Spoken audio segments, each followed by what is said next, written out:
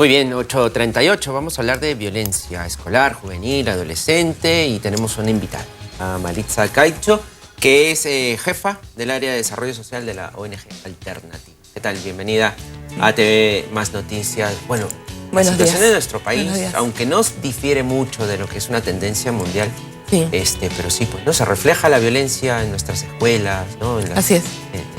En las calles, ¿no? Sobre todo. Y no sé si el bullying es lo único que hay o hay otras manifestaciones.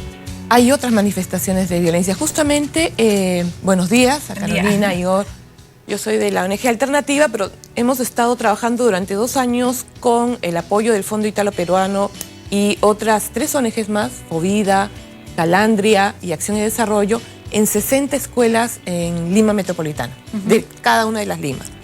Y allí el primer aprendizaje es que no solamente es el bullying, el único tipo de violencia que existe en una escuela, ¿no? El programa Sí se ve, que es un sistema, digamos, informático en donde se registran los casos de violencia, dice que el 60% son violencia entre pares, entre estudiantes, y un 40%, 39-40% de adultos hacia menores. Pero también identificamos que está creciendo la de estudiantes hacia docentes, ¿no? También hay esa situación, aunque es mucho menor, pero también nos llama la atención porque las escuelas no están fuera de la sociedad.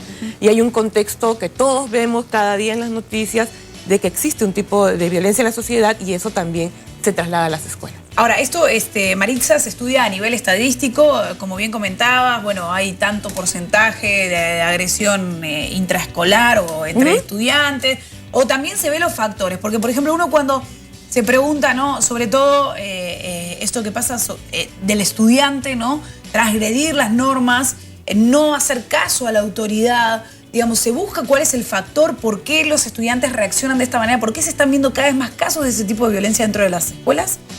Bueno, sí, justamente eso fue otro aprendizaje más, es decir, ¿qué estaba pasando dentro de las escuelas? ¿Por qué se está dando? Nosotros, las 4 ONGs que estamos en las 60 escuelas, nos preguntamos eso y le preguntamos a los líderes escolares, a los municipios escolares, ¿qué está detrás, por ejemplo, de el bulear, el afectar a otros? La primera razón que aparece es el tema de la discriminación racial y cultural. Eso está presente. Nosotros podemos decir que tenemos la maravilla del Machu Picchu, pero no valoramos realmente nuestra propia cultura y a las personas, a nuestra propia raza, a nuestra propia... Hay mucha diferenciación, a pesar que somos tan ricos en muchas cosas como la comida, aún existe también ese tipo de discriminación. La segunda razón por la cual también ellos señalan que existe el bullying es el tema de la homofobia. Si es que un niño no muestra ser tan, digamos, esos estereotipos de lo que es el hombre, ¿no es cierto? Entonces, si se junta mucho con las niñas o no es tan agresivo, por ejemplo. Entonces ya también hay unos estereotipos que nos dicen, oye, mira también qué formas culturales estamos promoviendo de ser hombre o ser mujer, ¿no? Y eso no es ninguna ideología, sino lo que estamos viendo que en la cultura es lo que está pasando. Entonces también es un segundo elemento. Incluso machismo, ¿no? Machismo. Un estereotipo bien machista, bien machista, es el estereotipo machista, ¿no? Entonces ese también es la segunda causa que nos sorprendió a nosotras de ver que en Lima Norte, en Lima Sur y en Lima Este, eso aparecía como un elemento y que nos decían, mira, tenemos que trabajar más sobre este aspecto. Y la tercera causa que eran nuevos, los chicos nuevos también o chicas nuevas. Lo que nos dice es que en la escuela hay que trabajar la diversidad, tenemos que trabajar más en eso y sobre todo nos enseñó que teníamos que trabajar más sobre la convivencia democrática, no solamente parar o detener situaciones de violencia, sino cómo vamos construyendo otro tipo de relación en la escuela. Tenemos el mapa, el diagnóstico, las estadísticas, las causas, cómo se concreta la solución. O sea, se puede hablar de inclusión, de nuevos modelos, pero cómo, en realidad en una sociedad como la nuestra, ¿cómo se concretan esas soluciones? Una de las primeras acciones que nosotros trabajamos fue con la familia, con grupos de familias, 240 familias que han sido visitadas para trabajar todo lo que son la comunicación en la familia y tipos de crianza o de patrones que no tengan que ver con la violencia como forma de corrección o de castigo, ¿no? O sea, la violencia física, el castigo físico, ese fue un elemento que trabajamos. Un segundo elemento y que para nosotros es lo más valioso es el tema de si queremos construir una convivencia más democrática, démosles la voz y la fortaleza a los municipios escolares, que es la representación de los estudiantes. ¿no? En muchos lugares se dice que, y se ha experimentado, que la forma de poder parar o detener, digamos, las agresiones o que hayan chicos o chicas agresoras es cuestionándolo socialmente. Es decir, que el observador no se quede solamente observador, sino que cuestiona, que no se sonría cuando haya, que no se sume cuando se están burlando, se están insultando. Entonces, el municipio escolar, los chicos y chicas de municipios escolares han tenido ahí un rol muy importante, primero en tomar acciones, en enterarse, informarse y establecer desde pares, conversando, pero además haciendo juegos, claro, creatividad, el arte, todo eso han trabajado en los municipios escolares. Ahora, me imagino qué difícil debe ser trabajar desde este lugar, teniendo en cuenta que lo que se ve en los colegios definitivamente es algo que se arrastra de la educación de la casa, ¿no? Un chico no discrimina porque fue al colegio y discriminó, sino porque lo ha escuchado, lo ha vivido. Entonces, digamos, es importante lo que resaltaba Igor, ¿no? Cómo se trabaja de manera activa, porque ese niño que por ahí aprende algún valor en la escuela, después va a la casa y vuelve a escuchar lo mismo y está en esa dualidad, ¿no? Donde dice, bueno, ¿qué es lo correcto? O ¿qué va a predominar? Los valores que me inculcaron desde pequeño de mi casa. O sea, la responsabilidad del hogar es enorme también, ¿no? No se puede trabajar únicamente en el ámbito escolar. Así es. ¿Cómo se involucran los padres en este proceso? Sí, y eso es lo que te comentaba en un primer momento, que nosotros comenzamos a trabajar con los padres de familia. Fue la primera acción Pero que se los tomamos. llama a los colegios, se los va a visitar a sus Hicimos círculos. las dos cosas. Los capacitamos, pero sabíamos que, como lo que encontramos siempre, que van sobre todo las mamás y solamente van algunos. Entonces lo que hicimos fue... Otra conducta machista.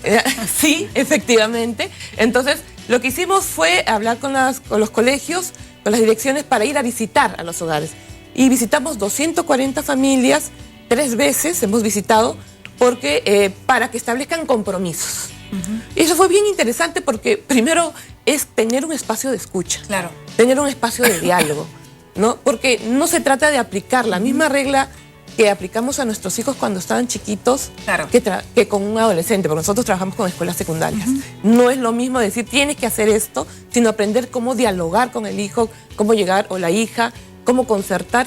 Y sabemos que los padres muchas veces lo hacen también, claro, por seguridad, no te dejo hacer esto, cuando no les permiten salir. Esos conflictos, cómo resolver los conflictos, cómo también desarrollar mucho amor, pero también poner límites. Y también la discriminación, digamos, desde el círculo familiar, muchas veces parte del desconocimiento, ¿no? Así es. Del desconocimiento, de los prejuicios, y poder tener este diálogo con las familias me parece que es súper interesante. Ahora, en esta elección de los colegios que se ha hecho, ¿se ha elegido por algo en especial? ¿Se ha elegido al azar? Han dicho, bueno, acá hemos visto focos de conflicto, de violencia importantes, vamos a trabajar acá, o ha sido un poco al azar? No, ha sido en coordinación con la SUGELS, incluso con la Dirección Regional de Lima, y ha sido en los distritos de Comas, Independencia, San Juan de Lurigancho, San Juan de Miraflores y Villa El Salvador. En zonas bastante difíciles donde hay entornos también violentos, claro, ¿no? Ahora, también quiero señalarte que el proyecto también, digamos, se ha venido de muchas alianzas que existen en los territorios. Es decir, nosotros solo no hemos podido. Primero hay que reconocer también aquellas escuelas que nos han abierto la puerta con liderazgo de los propios directores por poder cambiar la situación. Pero también está en los espacios como las comudenas que existen en los distritos, donde está el Poder Judicial, la Fiscalía. O sea, ¿cómo hacemos sinergia para poder intervenir en tal o cual escuela? Pero o sea, se puede intervenir cuando hay instituciones. Sí, con esas instituciones, ¿no?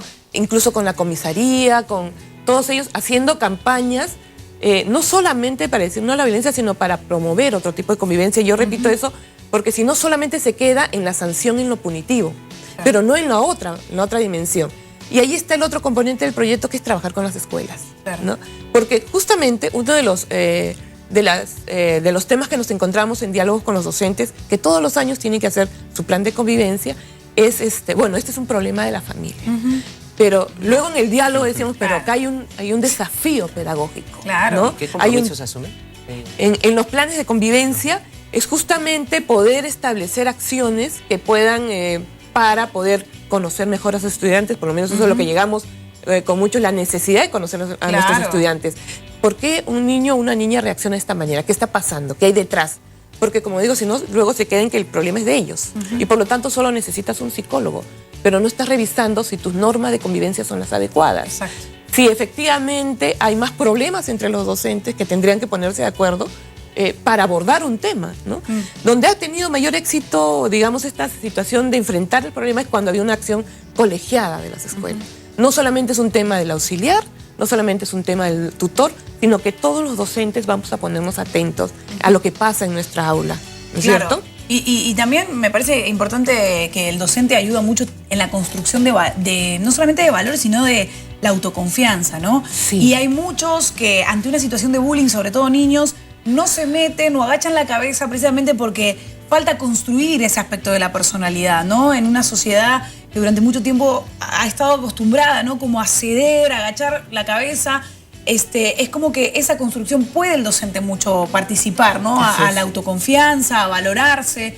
Y en esto, claro, hay que tener determinación y las ganas de asumir el conflicto como propio, ¿no? Porque no lavarse las manos. Así es, tienes todo. Justamente ese es un punto también al que hemos llegado, porque está muy naturalizada. Entonces, muchos chicos y chicas nos decían, bueno, ¿qué hago si le digo a la profesora, al docente, pero no me hace caso? Entonces, la respuesta, yo mismo resuelvo este problema con más violencia, ¿no? Entonces, es también desnaturalizar este tipo de relaciones, es también actuar frente a ello. Y como digo, un referente muy importante han sido los municipios escolares. Y ahí hemos tenido un doble impacto, digamos. Por un lado, poner esto en agenda en las escuelas, que no es un tema menor. O sea, si no tengo bienestar en mi escuela, no aprendo. Eso está internacionalmente también probado. Si no hay esas condiciones, no aprendo. Que es el primer compromiso de gestión. Todos queremos que se incrementen los aprendizajes. En una situación también de un clima escolar también muy difícil, muchos padres prefieren retirar a sus hijos. Claro. Entonces la retención, que es un segundo compromiso, tampoco se da. Entonces allí hay un tema importante que analizamos con los docentes y que no solamente queremos que se quede en las escuelas, sino nos parece importante también que aparezca en la política pública. Claro. Que si bien hay un quinto compromiso en la gestión escolar que todas las escuelas asumen, que es de convivencia, es que también se puede evaluar, así como evaluamos aprendizajes, así como evaluamos otros aspectos, que también participativamente dentro de las escuelas los chicos y las chicas tengan voz para también hablar de cómo estamos en la convivencia escolar. Claro que sí, y es importantísimo el rol del Estado en esto. ¿Por qué? Porque esos niños son lo que va a construir la sociedad futuro. Entonces, si tenemos unos jóvenes que se muestran cada vez más violentos, producto de la falta de contención que puedan encontrar en sus familias, en la escuela, ¿cuál va a ser el futuro de una sociedad con ese perfil, ¿no? Entonces es importantísimo que el Estado actúe. Tiene que ser una política de Estado esto, ¿no? Y como ustedes ya están señalando, el tema de las noticias, la seguridad ciudadana es algo que estamos viendo cada día, ¿no? O sea, no es solamente un tema de futuro, es un tema de hoy. O sea, totalmente. Cómo nos estamos relacionando, cómo estamos mirando al otro, cómo si estamos respetando o no. Entonces ese es un elemento, sea hombre, sea mujer, ese es un elemento que nos parece importantísimo construir, y damos gracias a las 60 escuelas con las que hemos estado trabajando. Bien. Maritza Caicho, socióloga, ¿verdad? Sí, socióloga. Sí. Agradecemos que hayas estado aquí en Primer Reporte. Realmente es una charla interesantísima, ¿no? Y te vamos a seguir molestando, de seguro. Muchas gracias. Gracias. Muchas gracias. Muy bien, 8:50.